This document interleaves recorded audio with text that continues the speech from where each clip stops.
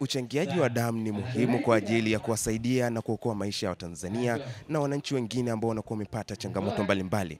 Na hapa leo nimekutana na kinara wa Tanzania ambaye amechangia damu kwa takriban mara 108 mpaka sasa.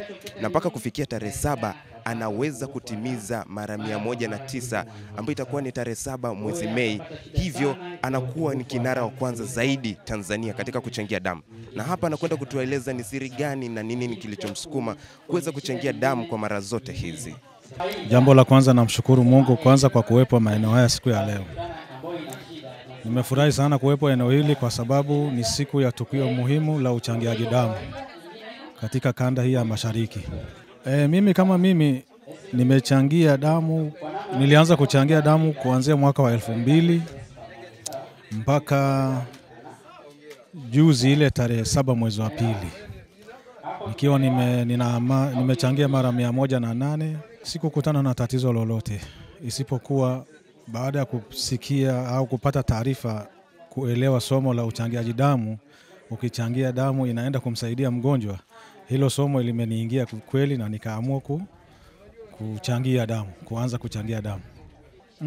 Kuna fikra potofu, ni kweli, kwa sababu kuna wengine hawaamini kwanza kama damu ni uhai. Kuna wengine wanasema kwamba damu, swala la kuchangia damu sio la hiari. Wengine wanataka labda iwe la pesa, wengine yani mambo ni mengi, sawa. Kwanza kumbuka kuna wachangiaji aina mbili. Kuna yule wa lazima, kuna yule wa hiari. Sasa wa lazima ni upi? Ni yule ambaye sasa alikuwa hataki. Baada ya kuwa na mgonjwa ndio anaanza sasa kuhangaika sasa kutafuta damu. Sasa siku hiyo lazima achangie. Sasa huyo ni wa lazima. Wa hiari ni kama mimi au na wale wenzangu wote ambao ikifika tarehe yetu tunafika kwa hiari yetu. Wala hatukumbushwi. Kama mimi tarehe ya kurudi kwenye kuchangia ni tarehe 7 mwezi wa 5. Hilo liko kichwani. Sikumbushwi. Nikitaja kwa uchache takwimu za mahitaji ya damu. Kwanza kabisa, damu ambazo tunakusanya zinaelekea kwenye makundi mbalimbali ambayo nitayataja. Kundi la kwanza ni kundi la akina mama wajawazito, hususan wakati wa kujifungua wanahitaji damu, na kama taifa mahitaji yake ni 34% damu zinazokusanywa nchi nzima. Kundi la pili ni kundi la watoto wetu wadogo zetu wenye umri chini ya miaka 5, mahitaji yake ya damu ni 19%. Kundi la tatu ni kundi la wagonjwa wa saratani ambao mahitaji yake ya damu ni 25.9 kwa damu ambazo zinakusanywa nchi nzima. Kundi la tatu ni kundi la wagonjwa wenye VVU, wanaoishi na maambukizi ya virusi vya ukimwi. Mahitaji yake ni 3.4 katika damu zote ambazo zinakusanywa. Lakini kundi jingine ni kundi la ndugu zetu wanaopata ajali, wanga mbalimbali wa ajali. Mahitaji yake ya damu ni 4.5 ya mahitaji ya damu nchi nzima. Lakini kundi la mwisho ni kundi la upasuaji mbalimbali pale JKCI na kadhalika, mahitaji ya damu ni 13.8. Kwa hiyo hayo makundi yote ndiyo ambayo yanatufanya kama benki ya damu, kwa kushirikiana na wadau mbalimbali, kuendesha kampeni muhimu kama hii, kwenda kutoa elimu kwa jamii, ili jamii kapate kufahamu kwamba duniani na Tanzania hakuna kiwanda chochote kinachozalisha damu,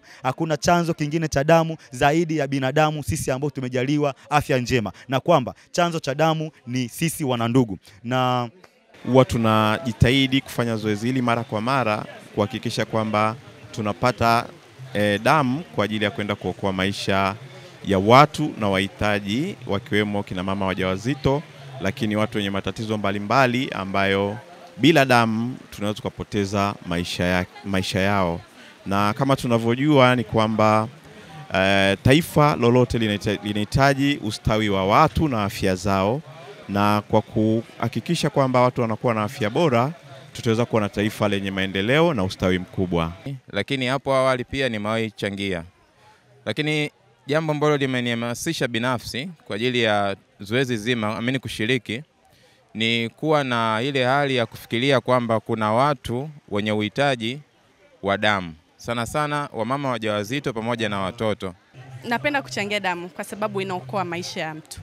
yani sisi wenyewe natokoa. Kuna baadhi ya watu wapo hospitali wapo hoi hai kwa sababu ya damu.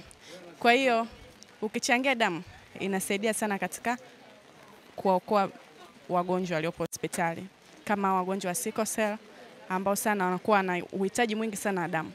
Takwimu zinaeleza kuwa kundi la kina mama wajawazito ndilo ambalo linaongoza kwa utumiaji wa damu, ambapo takriban 34% kutoka katika benki ya taifa ya damu zimekuwa zikitumika kwenda kwa kina mama wajawazito.